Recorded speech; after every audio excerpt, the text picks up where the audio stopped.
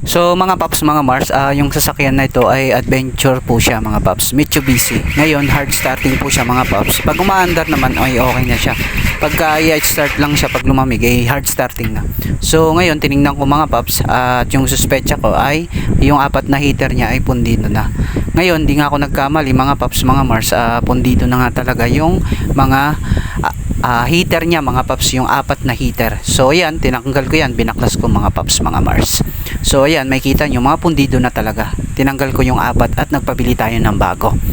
At pagkatapos yan mga paps, yung habang bumibili yung may-ari ng sasakyan, tiningnan ko na rin yung L-filter, babaklasin ko na rin yan at lilinisan para isahan na lang siya mga paps, ano, para hindi na mahirapan yung may-ari maglinis, tayo na yung maglilinis. So ayan, okay na yan mga paps, napalitan ko na ng bagong heater at okay na yan, goods na yan mga paps. Hindi na siya hard starting, one click na lang siya mga paps, no.